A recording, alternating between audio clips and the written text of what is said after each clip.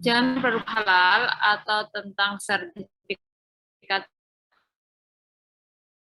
adalah dengan produk halal. Pihak kita kemarin kita bahas tentang sertifikat halal, laboratorium halal ya. Mahasiswa sekalian, pada dasarnya sertifikat kita sudah tahu kemarin bagaimana instrumen atau perangkat yang dibutuhkan dalam menyelenggarakan jaminan produk halal, di antaranya bagaimana menegakkan atau memberikan sertifikat halal itu, yang apa saja yang harus dibutuhkan, di antaranya adalah adanya LPH ya, lembaga pemeriksa halal. Nah, kemudian hari ini kita akan mendiskusikan tentang laboratorium halal. Pada dasarnya, laboratorium halal menjadi ketentuan atau menjadi syarat yang wajib ya, harus dimiliki oleh lembaga pemeriksa halal ya. Jadi secara sederhana saya ulang lagi bahwa sebenarnya jika adanya undang-undang ya, Undang-Undang Nomor 3 Tahun 2014 itu yang akhirnya mewajibkan seluruh produk yang beredar, yang diperdagangkan, yang digunakan di Indonesia, ataupun kalau ada yang memang tidak memenuhi kriteria halal atau memang produk babi, ya tidak apa-apa, bukan berarti kemudian dia tetap harus dihalalkan, tidak, tetapi nanti ada tanda, ada label ya yang menandakan bahwa produk itu memang mengandung babi. Tetapi yang memang tidak mengandung babi kehalalannya atau diberi sertifikat halal itu. Nah, dalam rangka untuk mendapatkan sertifikat halal ada beberapa perangkat ya, ada beberapa instrumen yang dibutuhkan. Di antaranya ada suatu lembaga yang menyelenggarakan jaminan produk halal tersebut atau yang menyelenggarakan implementasi Undang-Undang JPH nomor 33 tersebut, yaitu disebut dengan Badan Penyelenggara Jaminan Produk Halal. Kemudian selain BPJPH ya, Badan Penyelenggara Jaminan Produk Halal itu juga dibutuhkan adanya LPH, yaitu Lembaga Pemeriksa Halal. Lembaga pemeriksa halal adalah lembaga yang akan memeriksa kepada pelaku usaha ya yang akan mengajukan sertifikat halal ya. Nah, dalam memiliki diantaranya syaratnya harus memiliki minimal 3 orang auditor halal ya. Nah, auditor halal itu syaratnya ini diantaranya. Nah, dalam melaksanakan kerjanya LPH itu ya, ketika dia harus memeriksa pengajuan sertifikat halal yang dilakukan oleh pelaku usaha, oleh pelaku usaha itu ya artinya oleh produsen yang memang memiliki produk tersebut ya, dimana kan tadi harus wajib bersertifikat halal, maka produsen itu harus mengajukan bahwa produknya memang bisa disertifikat halalkan, kan begitu. Nah, dalam halal itu kemudian LPH, di mana di situ ada auditor halalnya, akan memeriksa benar nggak sih produk yang dihasilkan oleh produsen tersebut atau oleh pelaku usaha tersebut sudah memenuhi kriteria halal. Nah, kemudian dalam prosesnya itulah auditor akan memeriksa. Nah, dalam ketika memeriksa itu, maka ya namanya memeriksa, dia harus memastikan bahwa produknya itu memang benar-benar telah memiliki kriteria halal. Anda sudah memahami ya, kemarin sudah ada mata kuliah di bab pertama sudah dijelaskan tentang kandungan bahan dan titik kritis. Artinya bahan-bahan yang digunakan untuk bahan-bahan yang digunakan untuk memproduksi atau bahan-bahan kandungan atau bahan-bahan baku atau bahan tambahan atau bahan penolong apapun yang digunakan untuk satu produk itu apakah sudah benar-benar memiliki kriteria halal atau bebas dari najis dan babi, bebas dari bahan yang diharamkan, maka auditor harus memastikan. Nah, kadangkala kepastian untuk memastikan tersebut itu butuh suatu penelitian atau penyelidikan atau analisis di laboratorium. Oleh karena itu LPH ya, LPH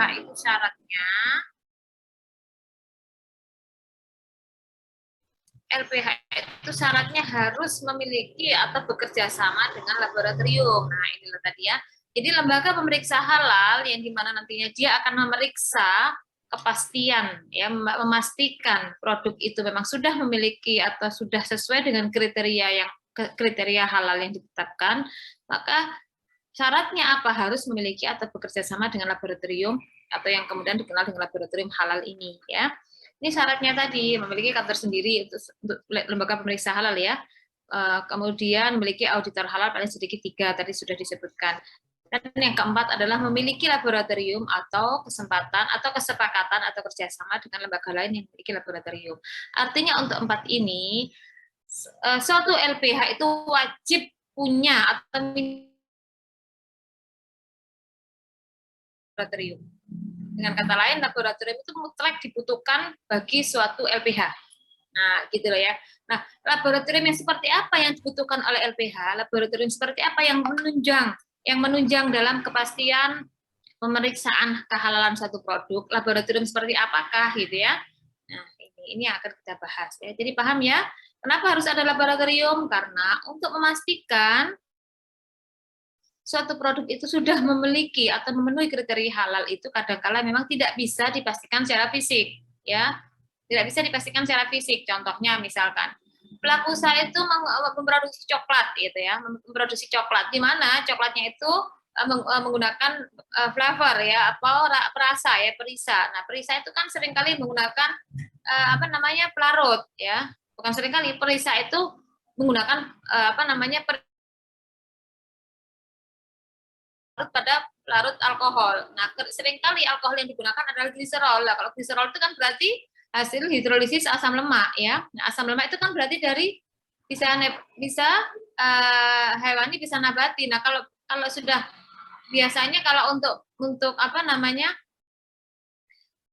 untuk produk flavor biasanya gliserolnya sudah dari asam lemak hewani. Nah, kalau asam lemak hewani ini hewani yang bagaimana? Nah, itu kan butuh telusur. Nah, kadangkala bahan baku yang digunakan oleh pelaku usaha itu atau produsen tersebut bahan bakunya import. Nah, kalau bahan bakunya import di mana belum bisa dipastikan ini apakah gliserolnya dari lemak babi atau lemak sapi, nah terus bagaimana? Maka dibutuhkan laboratorium. Nah, itu salah satunya. Gitu ya. Nah, itulah makanya laboratorium halal itu menjadi salah satu hal yang wajib. Artinya ini harus dipenuhi. Kenapa? Karena sudah ada di undang-undang di pasal 13. Itu sudah ada bunyinya bahwa suatu lembaga pemeriksa halal itu harus punya atau bekerja sama dengan laboratorium. Contohnya misalkan yang mendirikan LPH itu kan tidak harus perguruan tinggi ya. Beberapa organisasi massa Islam itu kan boleh. Misalkan Muhammadiyah atau NU itu bisa mendirikan LPH. Nah, kayak seperti lembaga ormas Islam itu kan nggak punya laboratorium. Terus bagaimana? Ya mereka harus tetap punya perjanjian kerjasama dengan instansi yang punya lab. Misalkan bekerja sama dengan bekerja sama dengan labnya Skovindo atau bekerja sama dengan labnya UIN, bekerja sama dengan labnya UGM atau PTN umum ya boleh. Nah, seperti itu. Nah, maka itulah sekali lagi laboratorium itu menjadi salah satu syarat yang harus dipenuhi bagi lembaga pemeriksa halal ya. Nah, Anda itu sebagai seorang sarjana kimia atau orang kimia tentu menjadi hal yang tidak asing kan dengan laboratorium. Ini menjadi salah satu peluang untuk mengembangkan diri di laboratorium yang memang didesain untuk halal ya. Jadi laboratorium itu sudah halal dedicated. Jadi bagaimana laboratorium itu pengembangannya memang untuk kegiatan analisis halal. Lihat ini LPH, kita lihat saja dalam waktu hingga 2024 itu kan semua makanan dan minuman kan harus bersertifikat halal. Makanya sekarang banyak sekali kebutuhan supaya makanan minuman itu bersertifikat halal gitu loh. Nah, tidak semua makanan minuman itu mudah mendapatkan sertifikat halal ya, terutama untuk bahan produsen yang high risk ya, high risk. Nah, kalau sudah high risk, bicara high risk atau risiko tinggi, di situ terdapat cemaran bahan yang najis, bahan yang haram, maka biasanya dibutuhkan laboratorium. Nah, makanya siapa yang bekerja di laboratorium ini sebenarnya ini peluang bagi sarjana-sarjana kimia gitu loh, menjadi analis, menjadi konsultan, menjadi auditor halal, semuanya berkaitan dengan kimia. Itu ya, saya akan lanjutkan tentang laboratorium halal dulu sekarang. Jadi Anda sudah tahu ya kenapa laboratorium halal menjadi hal yang harus kita pelajari, kita perhatikan karena laboratorium halal itu sudah ada di undang-undang. Ya, sudah ada di undang-undang, itu tidak bisa kita abaikan atau pasti harus punya laboratorium halal. Nah, ini. Nah, dalam hal ini salah satu kenapa sih harus ada laboratorium dalam hal pemeriksaan produk yang dilakukan oleh auditor. Jika terdapat bahan yang diragukan kehalalannya, maka dapat dilakukan pengujian di laboratorium. Pengujiannya seperti apakah yang harus dilakukan nanti akan kita diskusikan. Sekarang kita bicara laboratorium halal dulu ya. Baik. Laboratorium halal itu pada dasarnya kita bisa gunakan sesuai dengan fungsinya, itu adalah laboratorium pengujian, ya. Jadi dengan sendirinya laboratorium yang memang didedikasikan untuk halal ya, itu memang disebut juga sebagai laboratorium pengujian halal. Jadi memang untuk menguji, bukan kemudian laboratoriumnya itu dikembangkan untuk mensintesis atau membuat produk substitusi, tidak ya. Jadi yang dimaksud dengan laboratorium halal yang ada di undang-undang ini adalah memang laboratorium pengujian ya. Jadi laboratorium pengujian, bukan misalkan laboratoriumnya nanti digunakan untuk mengembangkan membuat bahan gelatin yang dari bahan halal, misalkan dari gelatin dari gelatin tulang ikan misalkan. Gelatin kan biasanya banyak di tulang ya, tulang hewani. Nah, tulang hewani apa yang aman? Ya, ikan kan. Nah, maka kemudian laboratoriumnya dikembangkan untuk membuat gelatin yang hewani. Tidak begitu. Tapi memang laboratoriumnya itu difungsikan untuk pengujian. Ketika laboratorium halal itu memang difungsikan untuk pengujian, maka harus memenuhi persyaratan akreditasi laboratorium. Jadi undang-undang juga sudah mensyaratkan tidak semua laboratorium itu bisa digunakan sebagai laboratorium halal, atau tidak semua laboratorium itu bisa digunakan untuk menguji, untuk memeriksa bahan suatu kehalalan produk ya. Harus apa? Harus memiliki persyaratan akreditasi laboratorium. Nah, gitu ya. Jadi harus ada standarnya. Artinya laboratorium halal itu harus ada standarnya. Standarnya apa? Ya dengan akreditasi itu. Jadi laboratorium itu harus diakreditasi. Maksud saya laboratorium halal itu kalau untuk menyebut bahwa ini memang laboratorium halal itu maka harus diakreditasi dulu laboratoriumnya. Diakreditasi, distandarkan dengan ISO 17025 ya. Jadi laboratorium halal itu harus memenuhi ISO 17025. ISO itu kan ada banyak ya. ISO itu kan kode ISO itu suatu standar kriteria ya yang memenuhi pada persyaratan-persyaratan tertentu dan itu diakui secara internasional. Nah, untuk laboratorium itu standarnya kodenya adalah 17025 ya. Nah, dalam ISO 17025 itu di situ dijelaskan, misalkan harus ruang lingkupnya jelas. Ruang lingkup yang dilakukan oleh laboratorium itu, hal yang diuji, hal yang dipelajari atau hal yang dianalisis itu harus jelas. Kemudian juga dia juga harus punya acuan normatif, harus punya dasar pedoman, ya.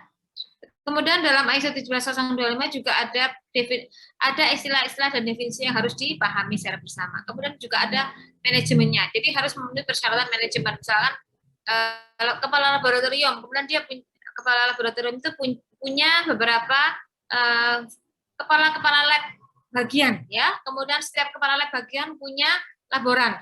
Setiap kepala lab bagian juga punya analis yang bekerja. Nah, itu termasuk bagian dari sistem manajemen dalam laboratorium tersebut. Itu harus ada, gitu ya. Atau berikutnya ada persyaratan teknis, hal-hal yang berkaitan dengan penggunaan instrumen misalkan. Nah, ini semua itu dipastikan atau diatur dalam pendekatan ISO 17025. Artinya tidak semua laboratorium itu bisa digunakan sebagai syarat laboratorium halal, tidak bisa, gitu ya. Contohnya UIN gitu ya, laboratorium kita, apakah itu bisa digunakan untuk persyaratan laboratorium halal? Belum bisa. Saya bilang belum bisa karena artinya nanti bisa ya. Kenapa? Karena laboratorium kita itu dulu sudah pernah terakreditasi 17025. Nah, sekarang belum karena habis ya waktunya. Maksud saya masa berlakunya akreditasi itu kan ada durasi waktunya ya. Ini sudah habis punya lab ini. Nah, gitu ya. Nah, seperti halnya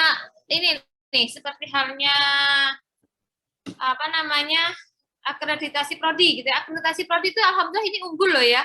Kemarin itu di bulan Ramadan menjelang Lebaran itu kita kimia itu sudah mendapatkan akreditasi unggul. Jadi Anda mahasiswa, ini kalau 2019 kayaknya belum bisa lulus nih tahun ini. Jadi kalau mahasiswa 2018 yang bisa lulus di tahun ini, maka di ijazahnya itu akreditasi prodinya adalah unggul. Keren banget ini. Yang sudah berakreditasi unggul kan tidak semua. Ya, PTKIN belum ada. PTKIN aja yang masih hanya UIN Bandung ya. Yang bisa mengajukan ke akreditasi unggul harus A dulu. Kita kan kimia kan sudah A sejak 2018. Prodi UIN itu, Prodi Kimia UIN Jogja itu sudah A sejak 2018. Baru kemudian kemarin ada aturan konversi dan alhamdulillah kita lolos, kita bisa akreditasi kita unggul sampai besok. Nah, sampai Juli 2023.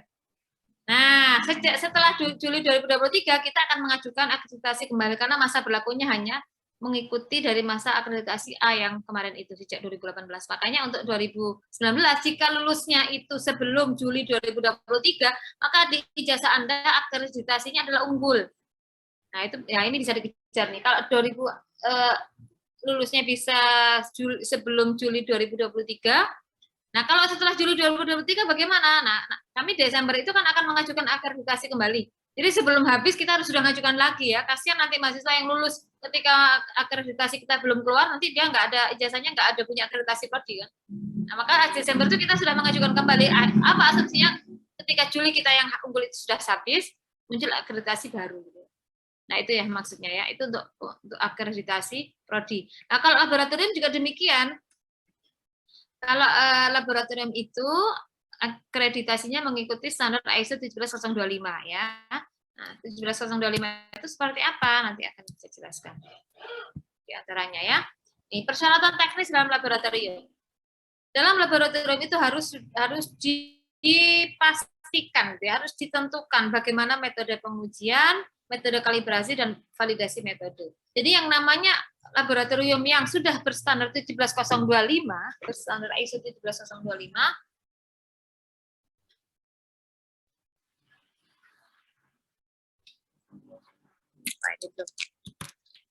ini ya. Jadi laboratorium yang sudah memenuhi standar akreditasi 17025 itu berarti dia sebenarnya telah memiliki metode pengujian, metode kalibrasi, dan validasi metode yang standar. Ya, kegiatan apa sih metode pengujian? Kegiatan teknis yang terdiri dari penetapan satu atau lebih karakteristik dari suatu produk, proses atau pelayanan tertentu sesuai dengan metode pengujian yang telah ditetapkan. Ya, jadi ini kalau mahasiswa kimia pasti bukan pasti ya. Sudah tahu lah pengujian itu bisa dilakukan dengan apa saja sih metodenya. Nah, misalkan dengan titrasi itu kan metode pengujian. Tapi nanti ada metode pengujian yang standar untuk yang analisis halal gitu ya. Saya tidak akan bahas sana dulu. Tapi pada prinsipnya kan ada banyak metode pengujian ya. Misalkan menguji apakah sampel ini memiliki mengandung zat-zat tertentu. Itu berarti kan analisis kualitatif ya. Itu ada metodenya. Misalkan metode kation anion misalkan ya, analisis kation anion atau metode kromatografi itu juga bisa digunakan untuk analisis kualitatif ya. Dan beberapa metode yang lain. Metode pengujian itu satu media yang digunakan manajemen untuk memberitahu personel penguji tentang prosedur yang akan digunakan dalam pengujian. Jadi dalam metode pengujian itu adalah cara atau media atau cara yang digunakan manajemen untuk memberitahu personel penguji tentang prosedur yang akan digunakan dalam pengujian. Artinya begini, dalam metode pengujian itu harus dicantumkan, harus dideklarkan kita itu menggunakan metode apa sih gitu ya. Itu fungsinya apa? Untuk memberitahu personel penguji, untuk memberitahu penguji-pengujinya atau analisnya itu tentang prosedur yang akan digunakan dalam pengujian. Jadi harus terstandar. Kemudian prosedur teknis untuk melakukan pengujian yang benar-benar dikarakterisasi agar jelas menetapkan bidang penerapannya dan menjamin kehandalan data yang dihasilkan. Ketiga, prosedur teknis tertentu untuk melakukan pengujian. Jadi pada metode pengujian itu semua ini harus sudah dipastikan dan itu dideklarkan, harus diinformasikan kepada seluruh pengguna, seluruh user, seluruh analis, seluruh laboran, ya, seluruh kepala lab yang ada di situ bahwa metode pengujian kita tuh ini loh. Nah, gitu loh ya. Prosedur teknis tertentu untuk melakukan pengujian. Misalkan pengujian analisis kualitas air, misalkan gitu ya. Tapi ini kalau laboratorium halal kan tidak begitu. Itu apa? Dengan COD, analisis COD, dengan analisis BOD. Nah, ini anak-anak yang sudah, mahasiswa yang sudah melakukan PKL, itu biasanya berkesempatan melakukan kegiatan praktek lapangannya di laboratorium yang sudah ISO juga ya. Sepertinya ada yang sudah ISO. Nah, kalau sudah ISO maka akan tahu bahwa metode-metodenya itu sudah fix, sudah baku. Gitu loh ya.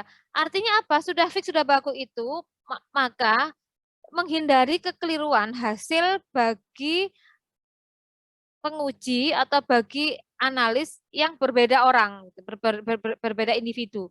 Misalkan saya dan Anda ketika melakukan pengujian terhadap sampel tersebut itu pasti hasilnya tidak akan jauh beda. Kenapa? Karena metodenya sudah fix, sudah jelas sama. Gitu loh ya. Makanya kadang-kala itu mahasiswa PKL itu sering kalau di ujian PKL ditanya, ini kok bisa seperti ini caranya? Nggak tahu Bu, ini sudah ada SOP-nya. Nah, seperti itu. Ya, memang benar ya, artinya gini, SOP itu bagian dari metode pengujian ini yang ditetapkan. Jadi sudah ada SOP-nya gitu ya, Satuan Operasional Prosedur. Jadi kalau analisis garam seperti ini, kalau analisis air seperti ini, itu namanya kepastian metode pengujian ini dan harus diketahui oleh semua stakeholder-nya ya, semua penggunanya di situ.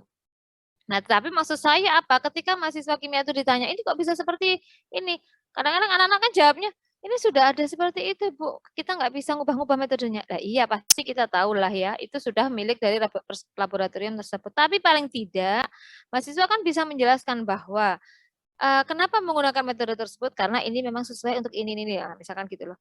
Jadi ketika laboratorium itu menetapkan SOP analisis bagi sampel X misalkan, itu kan berdasarkan ada pasti pasti berdasarkan pada teori-teori tertentu kan, atau pasti mengikuti pada standar-standar metode atau metode-metode standar tertentu ya.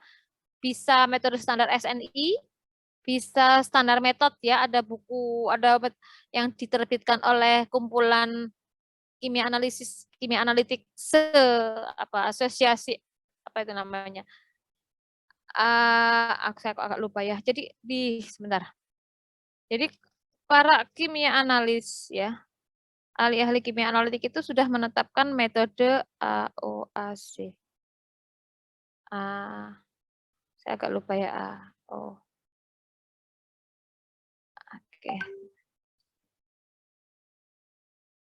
Saya apa ya, lupa ya samanya.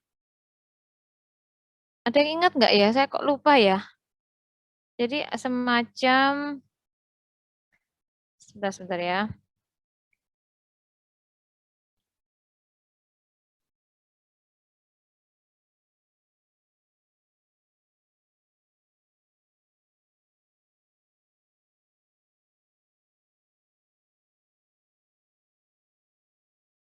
Ini loh.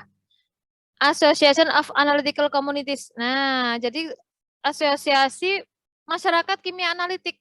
Nah, itu dia menetapkan metode-metode tertentu yang bisa dijadikan rujukan oleh seluruh ya pengguna atau orang-orang yang memang itu ditetapkan oleh orang-orang ahli di kimia analitik gitu ya. Metode AOAC, nah itu biasanya dikenal dengan standar metode standar. Nah, seperti literasi asam basa. Kenapa sih kita menggunakan indikator PP? Ya, karena sudah sesuai dengan berdasarkan standar metode yang sudah ditetapkan dalam AOAC. Di antaranya seperti itu jadi rujukan dari ahli-ahli ya, jadi rujukan dari banyak semua lab yang ada di dunia ini gitu ya, karena itu kan gabungan dari beberapa orang ahli. Nah, itu rutin, biasanya AOAC itu rutin, ada setiap annual gitu ya sifatnya, setiap 2 tahun sekali atau beberapa tahun sekali itu dilakukan simposium, dipastikan, makanya ada AOAC standar metode nomor sekian gitu ya, karena ada revisi, ada perbaikan, nah seperti itu. Nah, itu yang salah satunya dari standar metode itu yang dijadikan rujukan dalam SOP yang digunakan oleh laboratorium, di antaranya seperti itu. Nah, itu harus diketahui gitu ya. Nah, mahasiswa itu maksud kami, kita itu karena Anda seorang mahasiswa kimia, tentunya kan harus tahu itu dasarnya apa sih? Kenapa dia bisa digunakan untuk analisis ini? Misalkan kenapa harus menggunakan indikator PP ya dalam literasi asam basa? Nah, itu kan pertanyaan gimana jawabannya? Gitu. Kenapa harus menggunakan indikator phenolphthalein dalam literasi asam basa? Tahu nggak jawabannya? Tahu nggak itu? Kan biasanya kalau literasi asam basa kan menggunakan indikator PP. Kenapa harus menggunakan indikator PP? Kenapa? Untuk cari jawaban itu cek ya indikator PP. Indikator itu apa sih? Indikator itu kan biasanya asam lemah. Asam lemah itu dia akan menghasilkan warna tertentu ya ketika dia terdisosiasi. Itu harus hidup pada suasana pH. Ini jadi panjang bahasanya. Udah kira-kira itu deh, nanti dicari sendiri ya. Nanti nggak selesai kuliah yang ini ya. Jadi seperti itu contohnya, maksud saya mahasiswa ketika melakukan PKL atau bekerja di laboratorium, kemudian di labnya itu ternyata sudah menggunakan SOP yang harus dipatuhi, ya loh. Kita mahasiswa itu harus kritis kenapa bisa dihasilkan SOP seperti ini. Nah, itu loh ya, prinsipnya di situ. Nah, berikutnya, selain persyaratan teknis tentang metode pengujian itu, maka sebentar, ini saya ngajarin ya. Nah, kemudian habis ya.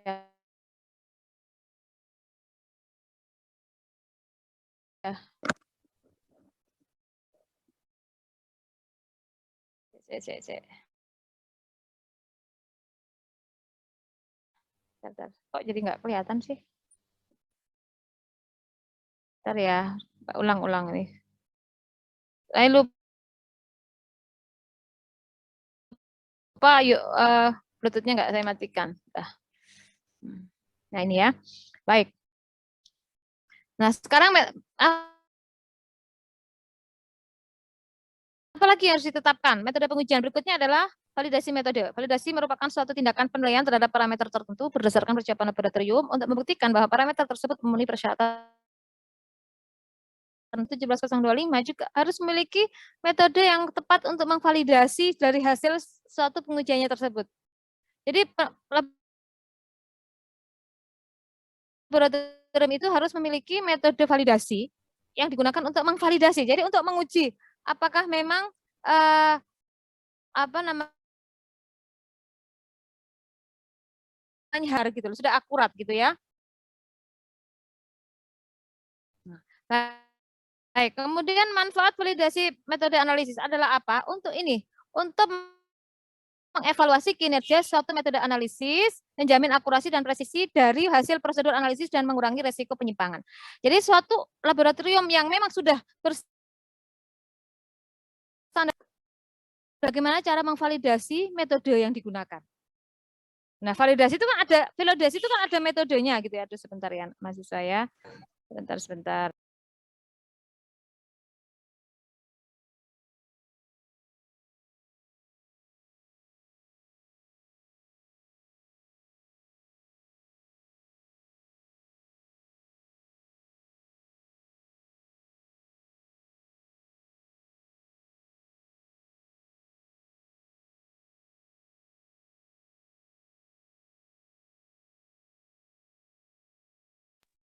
Baik ya. Jadi validasi itu kan ada metodenya sendiri gitu ya untuk memvalidasi, untuk menguji. Nah, biasanya ada di ini ya di parameter instrumen tepatannya bagaimana, ketelitiannya bagaimana, itu ada caranya. Nah, ada SOP-nya. Nah, kemudian itu untuk apa sih fungsinya? Ini untuk laboratorium itu punya cara untuk memastikan bahwa hasil metode analisisnya itu memang benar, memang akurat, memang terjamin ketepatan dan ketelitian dari hasil prosedur analisis dan mengurangi resiko penyimpangan. Ini fungsinya. Biasanya dalam waktu-waktu tertentu ada kegiatan rutin mengvalidasi, ya. Berikutnya adalah parameter analisis di laboratorium yang harus diperhatikan adalah ukuran yang menunjukkan derajat analit yang sebenarnya. Nah, ini juga menguji akurasi. Ya, apa sih akurasi itu? Ini ya, ukuran yang menunjukkan derajat kedekatan hasil analisis ya ini, bukan hasil analis ya, dengan kadar analit yang sebenarnya. Makanya begini mahasiswa sekalian, laboratorium pengujian ya, itu kan memang didedikasikan untuk menguji. Jadi biasanya dia akan menerima sampel dari klien untuk diuji dianalisis ya, misalkan kliennya minta kadar berapa sih kadarnya ini ya, atau berapa kandungan ini dan seterusnya, itu diujikan kan ke laboratorium. Nah, laboratorium yang sudah mendedikasikan laboratoriumnya untuk kegiatan pengujian, maka biasanya pasti dia punya metode-metode standar tadi untuk validasi metodenya, di antaranya akurasinya, presisinya gitu ya. Nah, bagaimana laboratorium yang ada di universitas itu memang didedikasikan untuk akademik, jadi disebut dengan laboratorium pendidikan. Makanya oleh karena itu bisa dipahami kenapa sih laboratorium yang ada di universitas itu tidak semuanya mengikuti ISO 17025, ya karena memang didedikasikan atau diperuntukkan untuk kegiatan pendidikan. Kegiatan pendidikan itu gimana maksudnya? Ya untuk praktikum gitu kan, untuk kegiatan penelitian mahasiswa, penelitian dosen, di mana hasil laboratorium itu tidak menjadi tuntutan klien gitu loh. Ya, kan beda ya. Jadi itulah makanya kalau memang laboratorium itu nantinya digunakan halal, maka harus mengikuti standar 17025. Di mana dalam 17025 diantaranya harus punya metode validasi, metode apa tadi, prosedurnya seperti apa ya. Kemudian dalam parameter analisis yang harus diperhatikan juga selain akurasi, presisi adalah selektivitas. Selektivitas atau spesifisitas suatu metode adalah kemampuan yang hanya mengukur zat tertentu saja secara cepat dan seksama dengan adanya komponen lain yang mungkin ada dalam matriks sampel.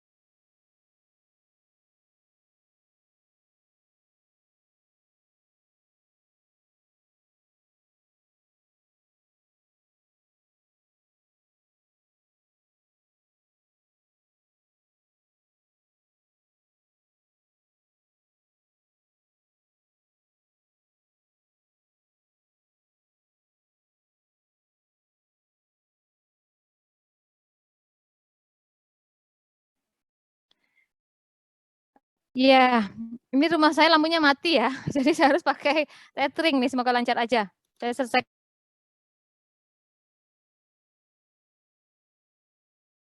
wifi saya kok pas kebetulan mati, saya selesaikan tadi yang mana ya, sampai sini ya. Jadi ini, baik, saya dipernyala lagi, nggak apa-apa, saya pakai tethering aja. Ya, ini selektivitas ya. Jadi harus punya parameter kemampuan bagaimana mengukur keakuratan. Harus punya metode bagaimana mengukur presisi dari hasil analisis. Harus mempunyai metode untuk menentukan selektivitas. Apa sih selektivitas?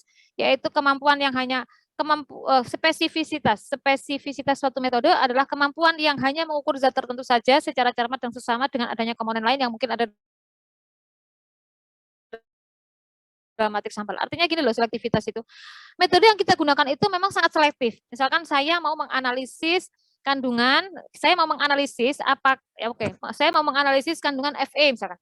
Maka metode yang saya gunakan itu harus selektif. Memang harus dia selektif terhadap Fe saja. Jadi dia benar-benar memberikan respon yang optimal gitu ya.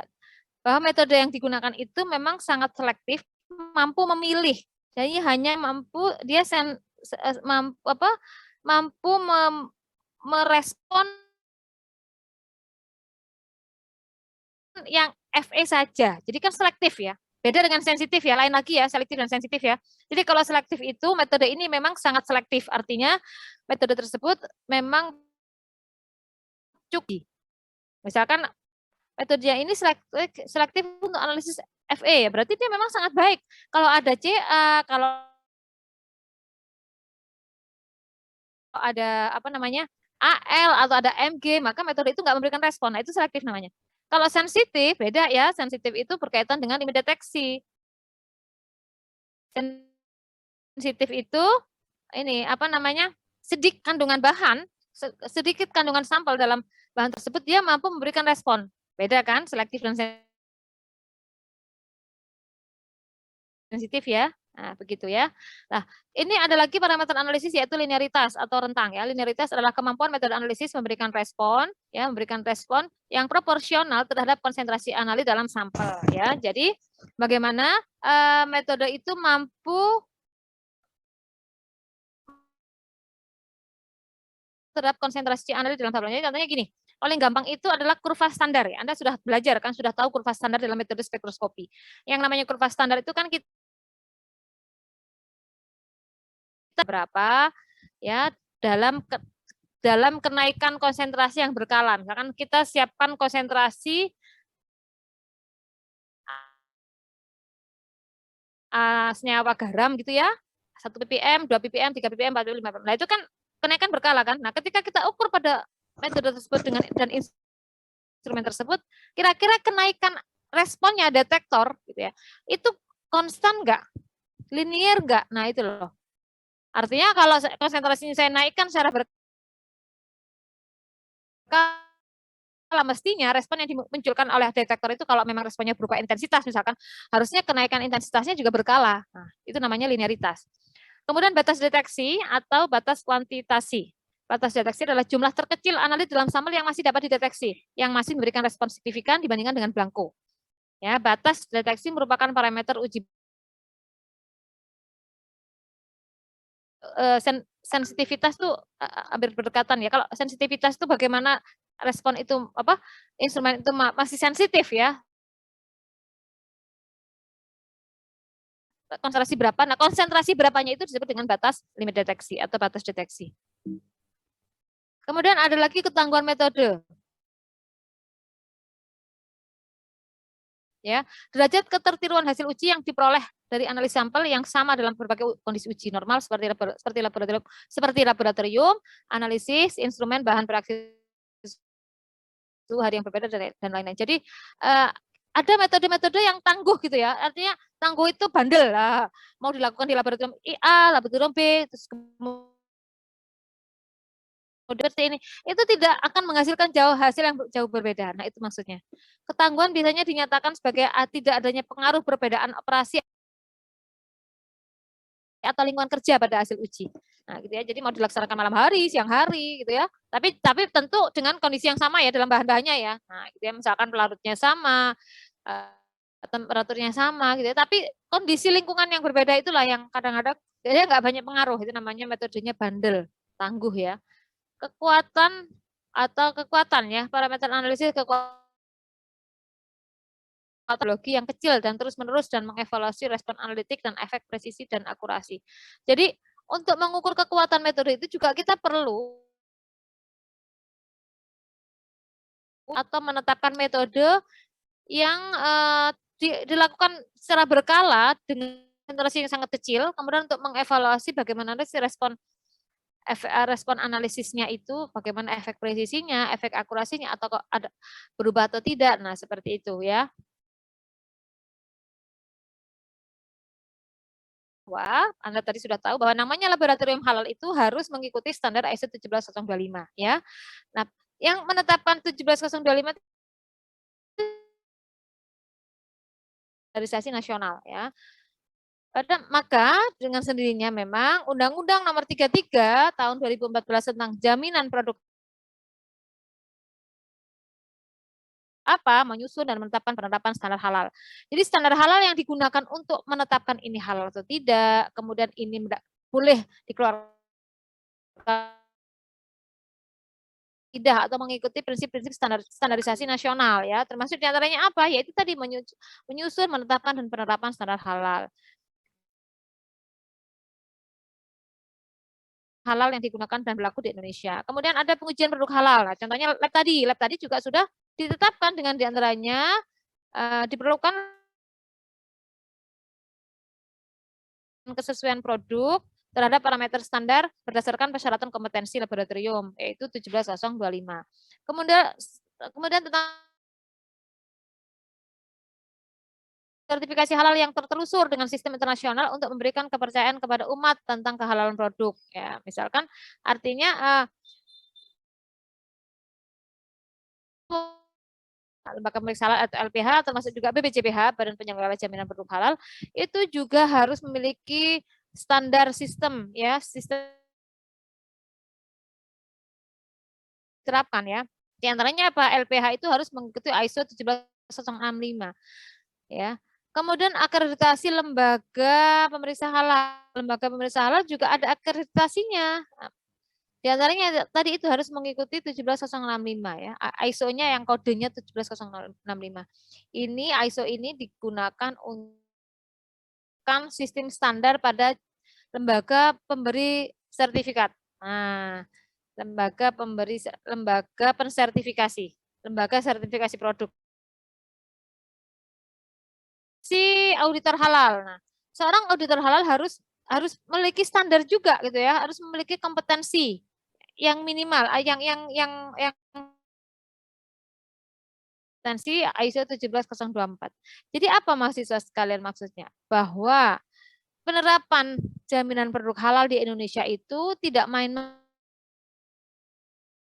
dengan menggunakan atau mensinergikan dengan standar-standar yang sudah ada, termasuk bagaimana menetapkan kehalalan produknya, bagaimana lembaga pensertifikasi produknya, bagaimana tentang auditornya ya. Namanya auditor itu diantaranya harus harus memiliki kompeten ya, harus memiliki sertifikat kompetensi ya. Kalau di awal disebutkan bahwa kimia, ya benar, tetapi untuk kemudian dapat disebut sebagai auditor halal, lulusan S1 kimia itu harus mengikuti pelatihan yang kemudian. Nah, seperti saya misalkan, ini saya S1 kimia sudah memenuhi ya secara undang-undang, tapi ketika saya harus mengklaimkan atau kompetensi.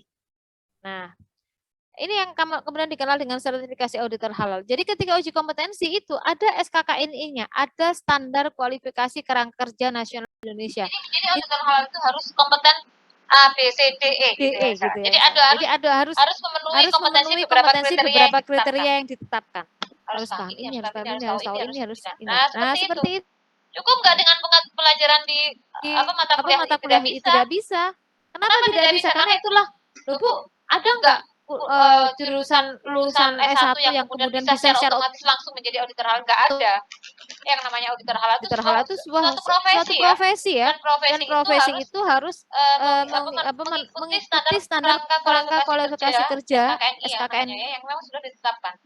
Jadi harus pelatihan dulu gitu. Tapi artinya kenapa kemudian kimia atau prodi kimia itu mengkhususkan menjadikan bahasanya ada pada karena artinya Anda sudah cukup familiar dengan kebutuhan, dengan terminologi, dengan sistem halal yang memang sedang atau dikembangkan di halal itu menjadi sesuatu yang jadi isu, hanya menjadi bahan topik kajian yang sudah cukup ramai dibicarakan.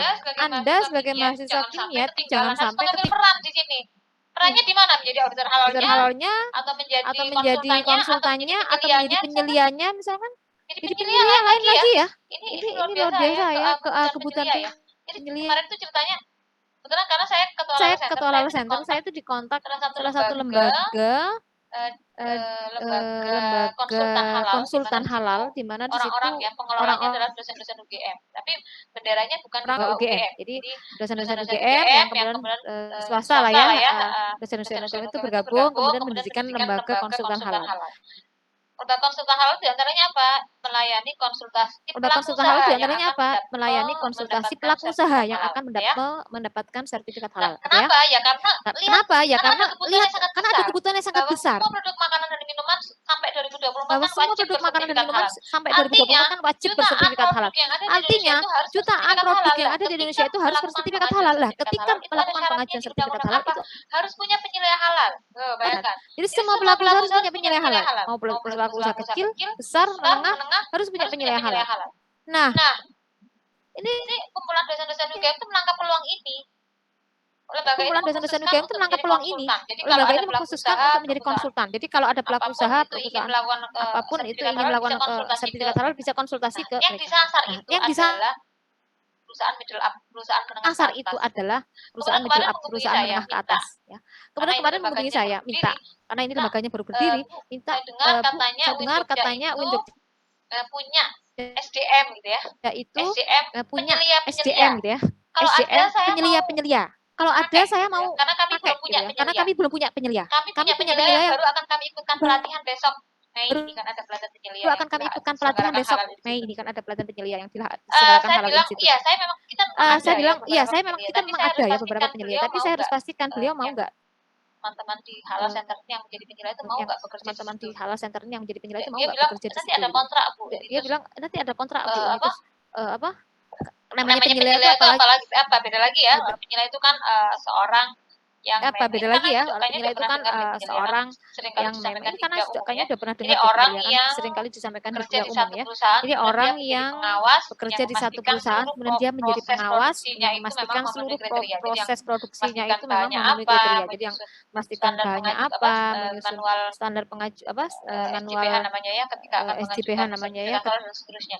Nah, kita ke nah kami gitu ya, minta ke ke Halal kami gitu Center. ya, ke Halal Nanti Center. ada Nanti yang ada namanya kontrak ya nanti namanya kontrak pakai nanti profesional pakai ya, dibayar dan profesional ya, seterusnya, itu dibayar dan disampaikan itu. seterusnya itu Nah, disampaikan akhirnya itu. saya nggak bisa jawab, saya harus tanya dulu ke beliaunya ini mau nggak Mau gitu kan. nggak gitu ya, Ternyata ternyata karena memang saya tanya di lokasi mana perusahaan lokasi perusahaan yang akan membutuhkan penyelia membutuhkan ini itu penyelia ternyata ini itu perusahaan Korea luar negeri yang dia produksinya ada di Jawa di Timur. Jawa Timur. Nah, Nah, saya kemudian sampaikan saya ternyata sampaikan beliau belum ternyata siap beliau belum karena memang siap karena karena memang beliau dosen karena dan beliau dosen ya dan kami ya hargai kami nggak bisa hargai memaksa nggak bisa ya. memaksa ya. Nah, itulah jadi belum. Artinya apa sih sebetulnya saya menyampaikan ini?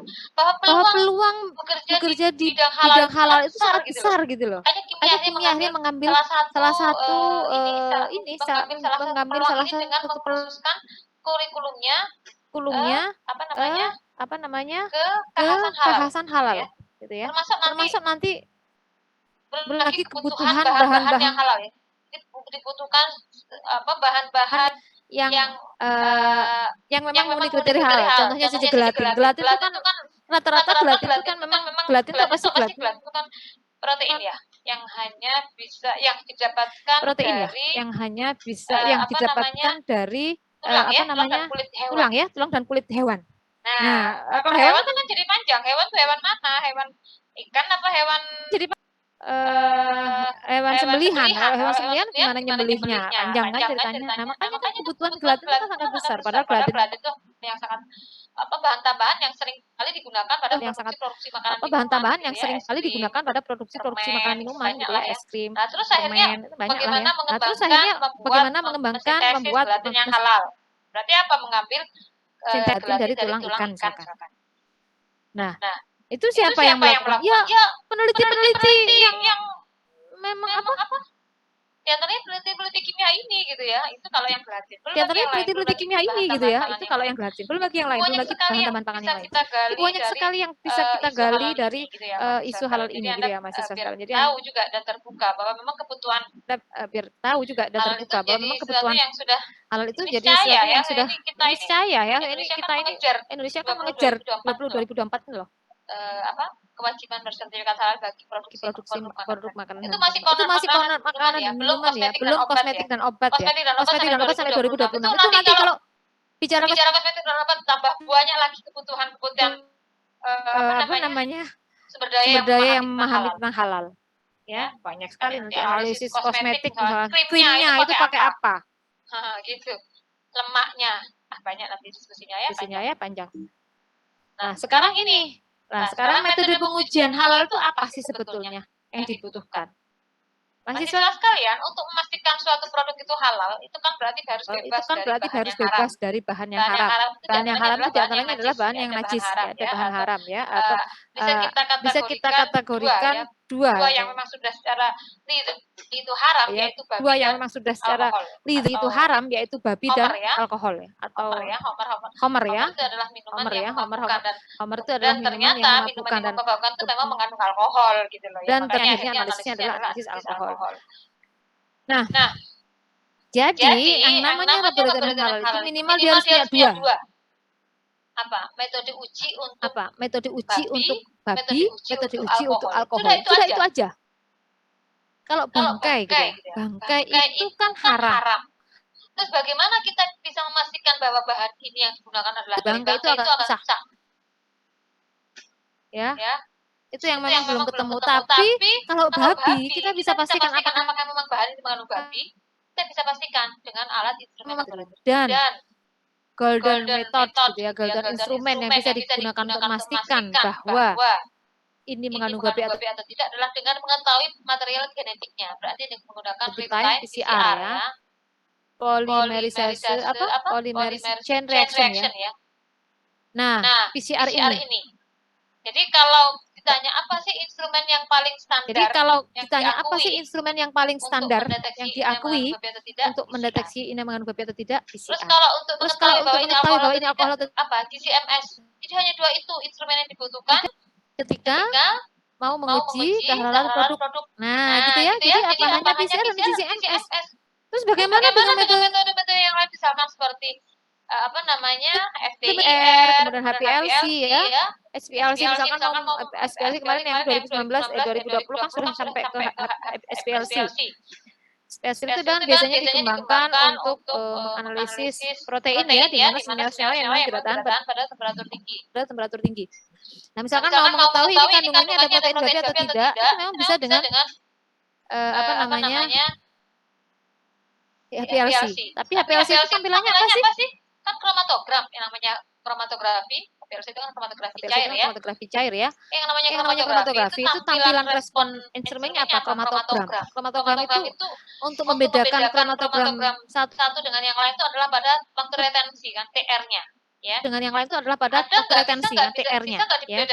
Ada nggak bisa dibedakan TR-nya babi dan TR-nya protein babi dan proteinnya sapi? Kan ada lisin, fenilalanin. Protein itu kan ada lisin, fenilalanin, triptofan, misalkan masih banyak lagi kan jenis dari asam amino. Protein kan terdiri dari beberapa kumpulan asam amino. Setiap asam amino itu punya kromatogram. Ya, punya waktu retensi tertentu lah. Ada nggak bedanya waktu retensi? Ya, punya waktu retensi tertentu lah. Ada nggak bedanya waktu retensi protein asam aminonya babi dan asam aminonya sapi? Nah, ini kadang-kala masih belum bisa diketahui dengan nanti kalau di kuliah analisis produk halal ya itu ada ya. Kalau di kuliah analisis produk halal ya itu ada ya. Ada TR-TR tertentu atau waktu retensi tertentu. Tapi itu sangat sulit untuk mendapatkan konsistensi hasil. Nah, paling mudah itu apa ya? Langsung mengetahui DNA-nya itu.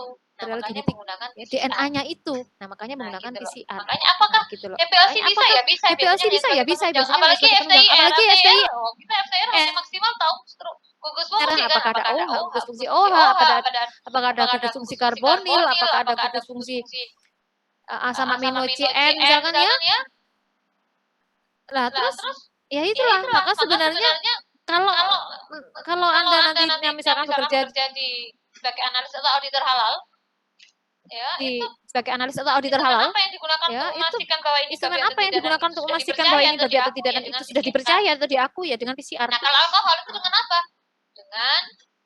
Kalau alkohol itu dengan apa? Dengan GC, dengan kromatografi gas ya, dengan kromatografi gas, dengan detektornya NF. Jadi itu, ini yang masih dianggap standar.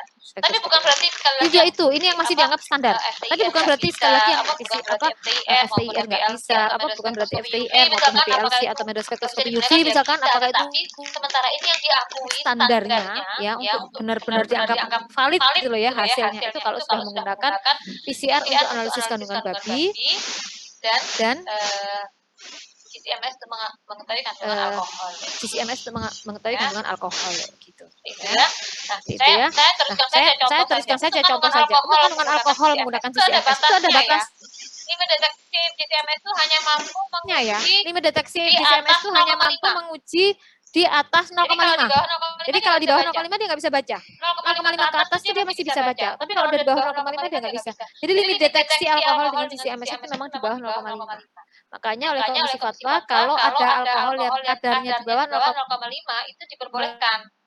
Karena instrumen belum mampu 5 itu diperbolehkan. Karena instrumen belum mampu mendetek.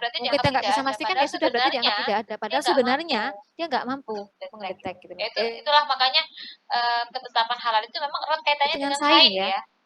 Ya bisa kita menyampingkan sains. Dulu ketika instrumen belum berkembang itu sampai 1% sensitivitasnya atau limit deteksinya. Jadi kalau di atas limit deteksinya. Jadi kalau di atas masih halal, masih boleh.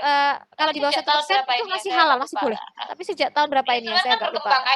Instrumen kan berkembang akhirnya limit deteksinya kan meningkat. Jadi 0,5 ini di atas 0,5 itu sudah haram. Gitu ya. Nah, itu semuanya bergantung dengan kemajuan teknologi juga kan, seperti itu. Baik, ini. Jadi contohnya metode uji deteksi DNA babi menggunakan real time PCR. Kenapa sih PCR itu menjadi metode yang sangat standar? Ya karena kita langsung mengetahui material genetik. Kita tahu ya. Genetik satu makhluk itu kan berbeda kan. Beda kan. Jangankan babi ya dengan sapi. Manusia satu dengan manusia yang lain aja satu ini ya, satu spesies aja itu kan sudah berbeda. Kalau ingin tahu ini nih kadang-kadang misalkan ini anaknya siapa sih gitu, secara biologis anaknya siapa, anaknya bapak A atau bapak B. Kita bisa material genetiknya kan uji DNA kan. Nah, apalagi untuk membedakan DNA babi dan DNA sapi sangat mudah. Makanya kayak misalkan COVID gitu ya, ini apakah benar ini ada virus coronanya itu dengan PCR kan? Nah, untuk tahu material genetiknya virus itu ada nggak dalam tubuh pasien itu gitu. Pasien ya, beberapa contoh ya, bagaimana bagaimana metode PCR itu saya jelaskan lebih detail karena misalnya ada dalam wilayah kita sendiri kan tidak dikenalkan secara khusus ya. Mungkin kalau Anda tertarik ke kajian biokimia mungkin nanti akan ada, tapi kalau dalam karena saya memang basisnya bukan pada biokimia, saya tidak banyak tahu.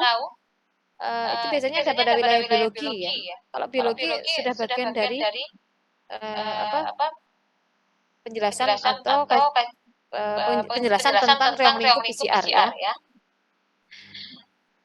Ini contohnya. Oh ya, ini saya ingat ini GCMS ya. Ini kolom ya. Kolomnya tuh dililit ya.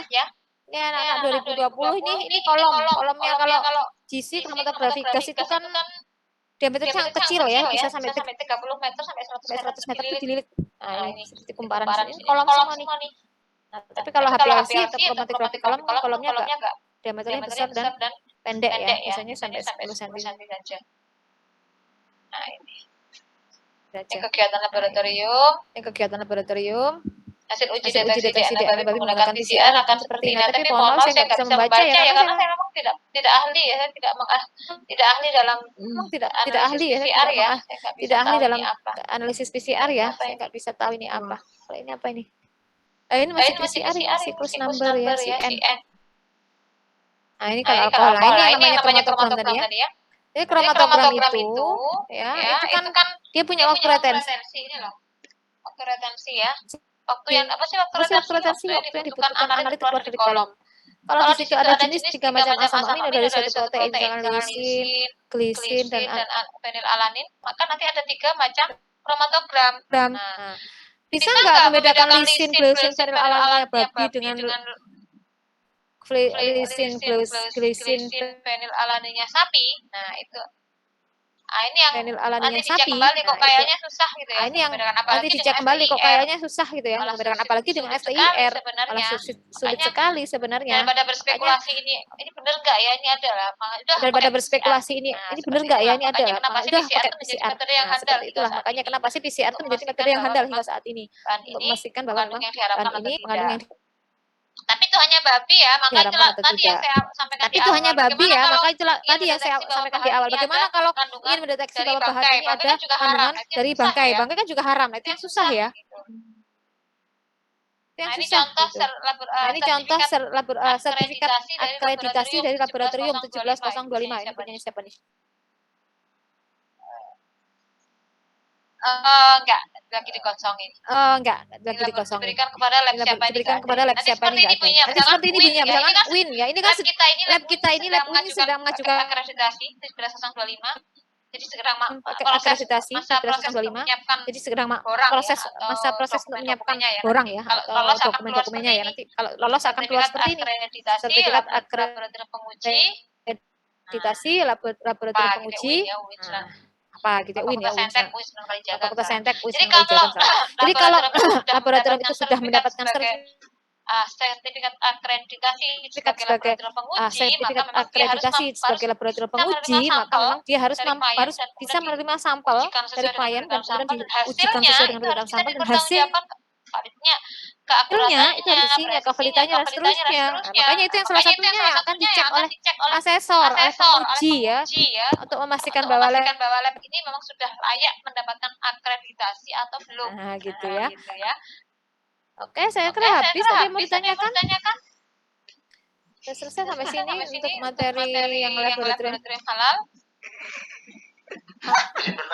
halal. Ada. Ada. Jadi gini, apa namanya, salah satu syarat jadi penyelia halal itu kan salah satu syaratnya adalah lulusan sarjana kimia. Nah, kita tahu sendiri kan di kimia itu kan banyak ya, apa namanya kalau bisa dibilang spesialisasinya, entah itu yang masih konvensional seperti biokimia, anorganik, atau mungkin kimia anorganik, atau mungkin kimia sudah ekstern seperti kimia material, kimia pangan dan lain sebagainya. Itu apakah ada persyaratan dari kimia apa atau mungkin dari pokoknya sarjana kimia semua bisa menjadi penyelia halal gitu? Ya. Yang ada syaratnya sebagai sarjana kimia hanya auditor halal, ya. Jadi kalau yang syaratnya dari lulusan kimia, tidak hanya kimia sebenarnya, syarat untuk menjadi auditor halal itu sesuai undang-undangnya dari sarjana kimia, sarjana biologi, sarjana farmasi, sarjana kedokteran hewan, sarjana peternakan, sarjana pertanian, di mana di situ aja termasuk teknologi pangan. Satunya lagi sarjana industri, teknik industri 7, ya. Nah, sekarang kimia, apakah kimia kemudian dibatasi skop-skopnya? Enggak, semua kimia itu bisa menjadi syarat sebagai auditor halal. Nah, kalau penyelia tidak ada syaratnya. Siapapun boleh menjadi penyelia. Nah, ya. Jadi penyelia itu orang yang memang tugasnya menjadi konsultan auditor internal, ya. Sebetulnya dia itu auditor internal dari perusahaan tersebut atau pelaku usaha tersebut. Untuk menjadi penyelia itu sama seperti halnya menjadi auditor. Jadi harus memiliki kompetensi. Penyelia itu profesi oleh Badan Standarisasi Nasional atau BSN itu profesinya itu sudah distandarkan. Untuk menjadi seorang penyelia maka harus lulus uji kompetensi. Untuk menjadi auditor halal juga harus lulus uji kompetensi. Nah, untuk lulus uji kompetensi harus ikut pelatihan. Pelatihannya trainernya dari para orang-orang yang sudah berlisensi, yang sudah bersertifikat kompeten. Nah, gitu loh ya. Untuk penyelia sendiri yang ini memang wajib dimiliki oleh seluruh pelaku usaha. Jadi seluruh pelaku usaha wajib punya penyelia. Jadi kewajiban ini akan dibutuhkan ketika pelaku usaha itu mengajukan sertifikat halal. Jadi kalau ada pelaku usaha itu mengajukan sertifikat halal oleh auditornya, yang memeriksa kehalalan itu kan auditor yang ada di LPH. Nanti ditanya, punya penyelia enggak? Harus punya. Kalau enggak punya enggak keluar S-nya. Kalau punya sudah pernah ikut pelatihan. Nah, gitu. Kalau perusahaan besar itu wajib ya, sudah ikut pelatihan dan lulus uji kompetensi. Tapi kalau perusahaan pelaku usaha kecil UMK itu nggak harus ikut pelatihan, tapi minimal punya aja gitu. Nah, itulah makanya ya. Jadi kebutuhan penyelia itu sangat banyak. Nah, makanya kembali lagi yang tadi, apakah kemudian mengkhususkan pada kimia-kimia tertentu? Tidak. Asalkan kimia itu sudah menjadi syarat bisa menjadi auditor halal. Gitu ya, Adam? Baik. Ya. Baik. Ini ada yang chatroom nih. Banyaknya? Ambil aja. Izin bertanya Bu terkait pelatihan yang diselenggarakan oleh mahasiswa UIN. Sebenarnya apa goal inti dari penyelenggaraan tersebut sebagai peserta yang yang ini lagi rame ya, pelatihan pendamping PPH itu beda lagi ya. Kalau pendamping PPH itu memang itu himbauan himbauan. Jadi BPJPH itu kan atau gini. Negara itu kan sudah mencanangkan ya bahwa 2024 itu harus sudah bersertifikat halal bagi seluruh makanan dan minuman yang beredar di Indonesia. Dan ternyata 90%-nya yang berada di Indonesia itu adalah makanan minuman yang berasal dari UMK, usaha mikro kecil, gitu ya. Yang namanya mikro kecil itu ya penghasilannya ya sedikit, gitu ya.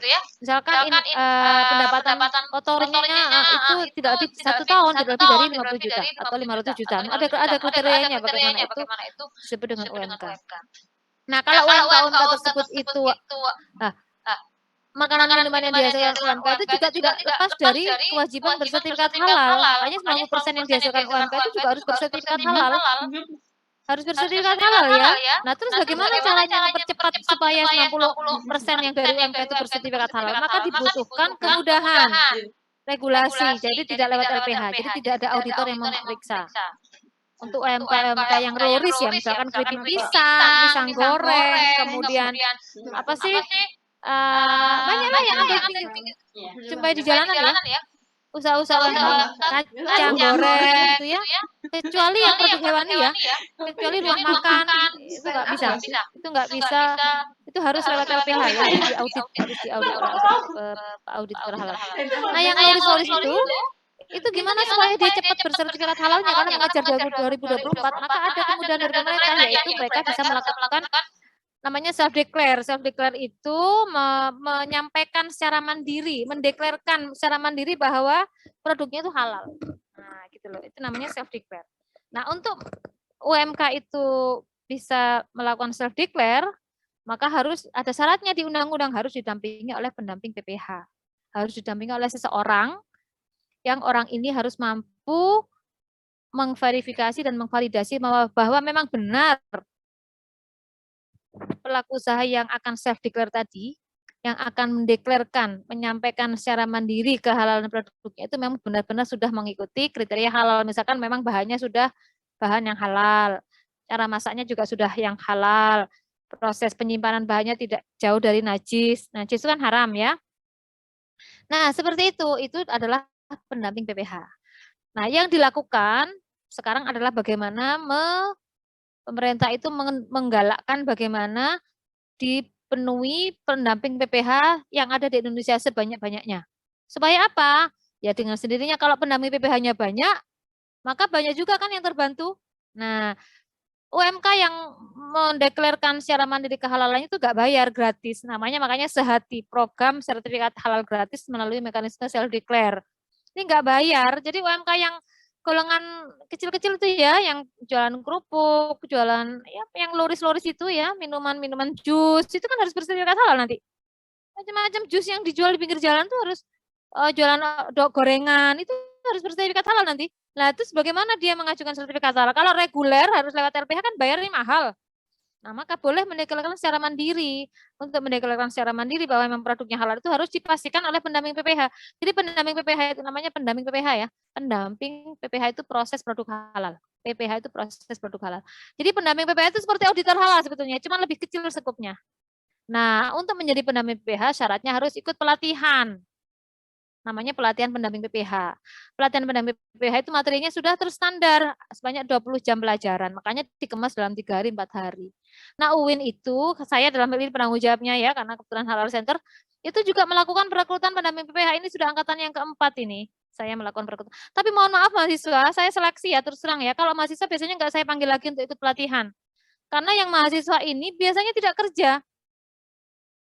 Mereka pasti masih sebagai sambilan kan. Makanya nggak saya panggil itu, yang daftar-daftar, mohon maaf ya, ini nantilah kalau Anda sudah lulus, atau kalau Anda sudah menjelang, selesai beban mata kuliahnya, nanti boleh ikut bergabung menjadi pendamping PPH. Kalau yang masih mahasiswa aktif gini, itu pasti ketika sudah kan untuk mengikuti pelatihan ya, nanti kan ada namanya nomor registrasi ya, bahwa memang kita sebagai penyelenggara pelatihan kan akan mendaftarkan peserta yang ikut itu supaya memang sah menjadi pendamping PPH itu harus terregister ke BPJPH. Nah, ketika sudah dapat nomor register kan berarti dia sudah sah menjadi pendamping PPH. Yang bersangkutan sudah bisa mendampingi pelaku usaha untuk mendapatkan self declare, untuk mendapatkan sertifikat halal secara gratis gitu ya. Nah, kadang-kala mahasiswa itu udah dapat registrasi tapi nggak ngapa-ngapain, itu kan rugi kan. Rugi itu artinya sudah punya kok nggak kerja sih, kan kasihan ini, kasihan UMK-nya yang membutuhkan bantuan. Nah, gitu loh. Makanya biasanya saya lebih suka, atau kami ya di Halal Center lebih suka melatih yang memang sudah passion-nya sudah memang mau membantu UMK, banyak ya, banyak berarti biasanya ada para ini profesional, para apa maksud saya, biasanya yang sudah lulus tuh loh, alumni gitu ya, itu yang malah biasanya. Tapi kalau mahasiswa aktif biasanya pengalaman saya akhirnya nggak saya panggil, nggak kami undang. Gitu ya. Kalau sudah ikut kadung ya sudah itu yang dulu, tapi setelah ini akan saya ketat lagi. Nanti kalau menjadi pendamping PPH, untuk yang KKN mungkin ya kami fasilitasi karena KKN-nya KKN halal ya. Itu kami fasilitasi menjadi sekaligus menjadi pendamping PPH. Tapi kalau yang sekedar untuk nambah CV gitu ya, itu mungkin kami akan pertimbangkan lagi gitu. Karena ya itu tadi sudah kami latih, ternyata udah dapat nomor registrasi, ternyata nggak ngapa-ngapain kan. Nah itu ya. Jadi seperti itu. Jadi yang sekarang dilakukan itu adalah merekrut gitu ya, merekrut pendamping PPH sebanyak-banyaknya. Tujuannya apa? Tujuannya untuk membantu UMK mendapatkan sertifikat halal secara gratis. Nah, yang boleh merekrut pendamping PPH itu diantaranya adalah perguruan tinggi. Anda boleh bergabung di mana aja. Nanti kalau memang sudah punya waktu luang menjadi pendamping PPH, boleh bergabung di lembaga pendamping apa saja. Tapi biasanya kalau mahasiswa UIN ya mestinya kan inginnya bergabung di lembaga pendamping UIN Sunan Kalijaga gitu ya. Namanya itu lembaga pendamping yang melakukan perekrutan itu. Gitu ya, Nikmatul Khairiyah ya. Ada lagi yang bertanya? Ingin bertanya, Bu. Ya. Kan kalau misal katakanlah ada sampel yang mengandung babi, otomatis alat-alat yang untuk pengujian itu kan najis ya, Bu. Nah, itu dilakukan pencucian atau dilakukan apa cucinya? Sedangkan yang saya tahu itu nyucinya pakai tanah 7 kali, Bu. Oh iya. Nah, ya. Ya, Apalagi itu baik. masuk ke GC itu kan mahal harganya itu, Bu. Oke, itu aja dari saya, Bu. Iya, saya sebentar. Baik, masuk ke kronografi ya, Abang. Bagus sih, pikiran jalan pikirannya. Gini ya, saya akan ada 2 hal yang, ini pertanyaan terakhir ya, udah jam 5. Jadi ada 2 hal yang harus kita perhatikan. Mensucikan najis ya. Mensucikan najis itu, memang kalau dia itu najis berat, mughaladoh ya, termasuk anjing, kemudian akhirnya dipadankan babi ya, itu harus disucikan ihdahuna biturab. Jadi 7 kali basuhan, salah satunya. Nah, itu kondisi ideal ya. Nah, tapi kadangkala mengenai alat-alat ya, mengenai alat-alat yang harus disucikan juga karena memang misalkan alat itu bersentuhan dengan manusia, ya. Yang dikhawatirkan manusianya itu menjadi najis. Najis kan berarti dia nggak bisa beribadah kan begitu. Nah, maka juga harus disucikan. Nah, Komisi Fatwa ya yang memegang keputusan ini boleh dan tidak itu kan Komisi Fatwa ya kalau di Indonesia ya, Majelis Ulama Indonesia atau di bidang di bagian Komisi Fatwanya. Itu sudah membuat ketetapan bahwa untuk alat-alat yang jika misalkan dicuci dengan tanah itu menjadi rusak, maka boleh dicuci dengan agen, dengan zat yang sama. Zat yang sama yang sama dengan yang kira-kira memiliki kandungan yang sama dengan ini ada Alvina sama Jihan ya. Ini yang kemarin penelitian sama saya minta membuat sabun lempung kan. Nah, itu diantaranya gitu. Jadi dibolehkan disucikan menggunakan sabun ya. Bahkan sabun sunlight pun misalkan ya. Itu sudah boleh. Karena kalau dikhawatirkan karena ini rusak. Tapi khusus untuk alat itu ya. Artinya sudah ada kemudahan gitu loh. Apa indikasinya? Pada prinsipnya kita kan mencari ilatnya, menjadi penyebabnya itu apa sih gitu ya. Penyebabnya itu sebetulnya kalau babi kan nggak ada. Artinya penyebab keharamannya babi itu apa sih kan nggak ada. Tapi kalau penyebab alkohol memabukkan gitu ya. Maka kalau unsur ilatnya dihilangkan maka kan sebetulnya kan boleh. Nah, maka untuk babi itu kan sebetulnya tidak ada ilatnya. Atau kalau liur anjing itu ilatnya apa sih? Karena kotor kan, najis, mengandung banyak bakteri kuman.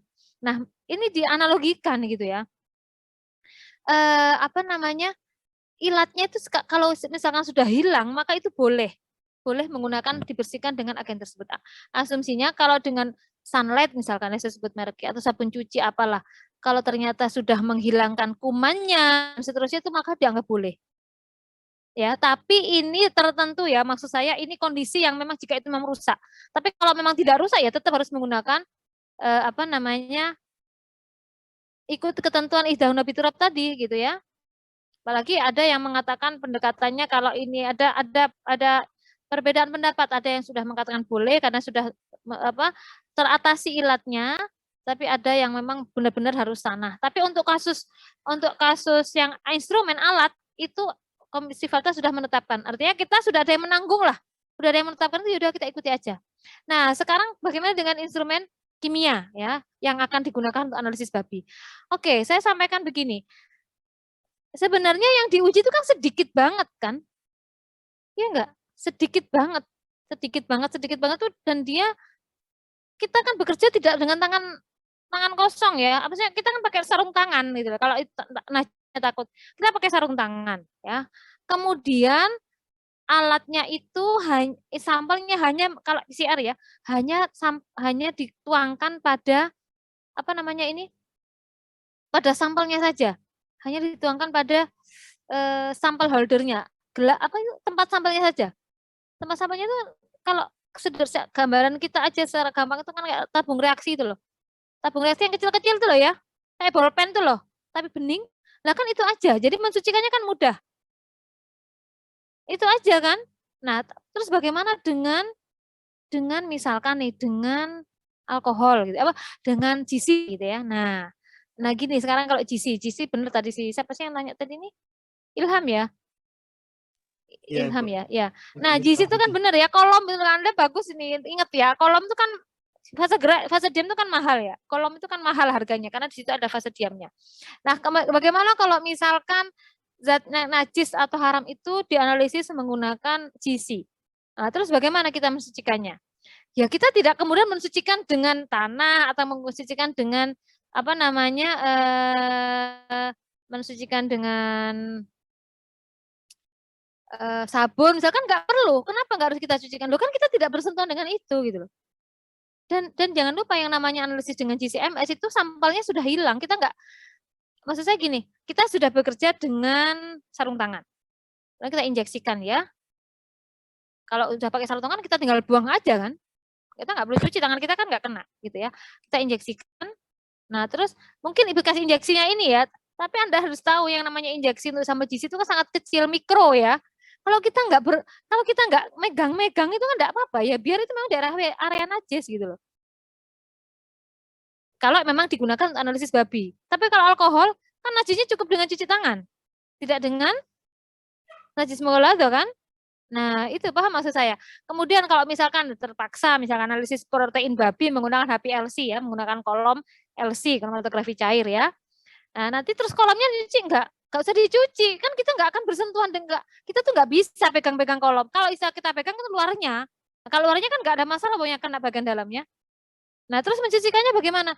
Beda suci dan membersihkan ya. Kalau membersihkan harus membersihkan dalam rangka untuk meregenerasi supaya tidak ada pengotor-pengotor yang tertinggal.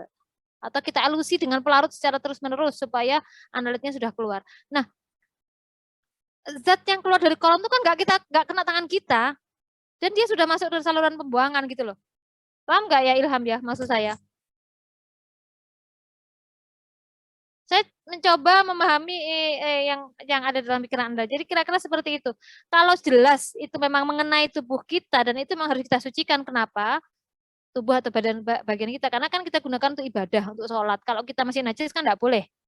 Nah makanya ya sudah, kalau kita ragu-ragu, misalkan kebetulan nanti Anda itu bekerja di lab dan labnya adalah lab uji, ya pasti satu jelas gunakan sarung tangan ya. Makanya SOP di lab itu harus menggunakan sarung tangan ya. Kemudian jas lab ya. Artinya kalau terkena dengan jas lab kan terlokalisir, jas labnya bisa kita cuci. Nggak sampai kena badan, nggak sampai kena bagian kita, badan kita ya. Kemudian selesai dari itu kita cuci tangan ya sesuai dengan ketentuan. Kalau memang bekerja dengan bahan babi yang najis ya kita, kalau kita was-was ya. Tapi kalau kita yakin nggak kena ya sudah, kan nggak perlu gitu. Nah, adapun dengan alatnya, itu kan alatnya mereka ketika analisis itu kan dalam jumlah yang sangat kecil, jadi nggak mungkin tercecer gitu loh. Terus kalaupun itu tidak harus dibersihkan juga nggak ada masalah karena nggak akan bersentuhan dengan tangan kita. Maksud saya seperti itu. Paham ya Ilham? Baik, Bu, paham. Iya, Terima kasih. ya. Gitu ya saya kira ya. Oke, sudah saya kira cukup. Ini coba saya mau absen nih. Coba di absen aja, dihidupkan semua nih videonya. Nanti saya foto ini. Jumlah apa ini saya foto dulu namanya. Tinggal nanti apa namanya? Sebentar ya.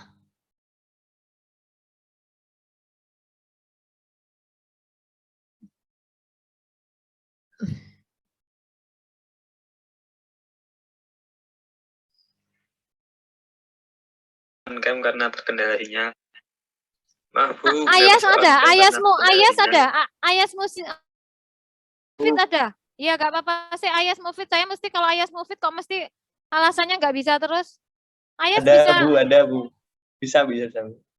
Ayo, sebentar. Saya belum manggil.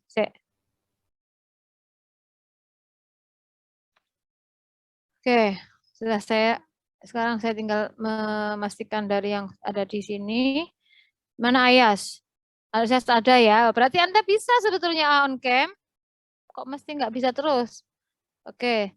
Wahyu Ramadhani. Ini 2020 kan? Adam Naufal, Faiz, Ryan, Nuzila Rifah, Ursila, oke, Anissa sudah oke ya, Siti Rahmat. Siti Rahmatnya 2019 ya? Nikmatul Khairiyah ini 19 atau 20 ya? 20, Bu. Oh iya. Syifa Muhammad Arisin Karimah. Kalau Siti Lailatul Rahmah? 2019. 19, Bu. Oh ya. Dina Husna ini kan 19 ya, Dina ya. Antoni Saputra. 20 Bu Adina. Oh ya. Iya. Resinta, ini lagi di luar ya pakai masker?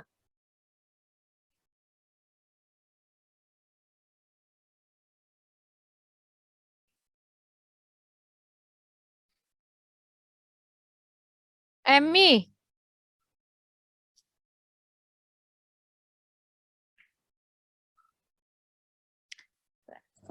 Salma sama Zainul Haq Ansori 2020 kan? Betul, Bu.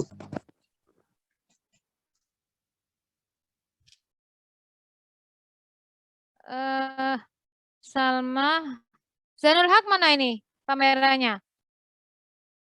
Ananda Karisma, ini 2019 nih. Sama Riti, Dewi Rahmawati, Ananda Harisma. Oke. Iya, Bu. Gak bisa ya wajahnya? Iya, Ibu. Kameranya ini. Kameranya mati. Salma Mar'ah Solihah gak bisa. Ananda Harisma gak bisa. Riti.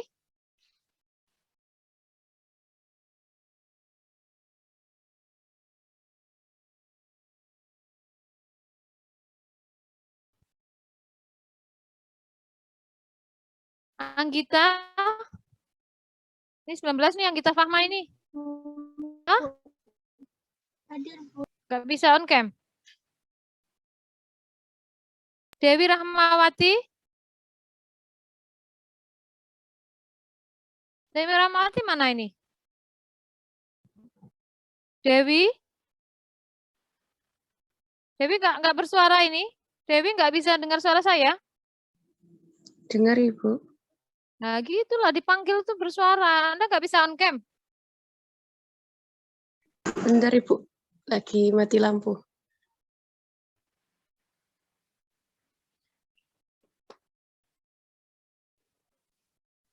Sudah.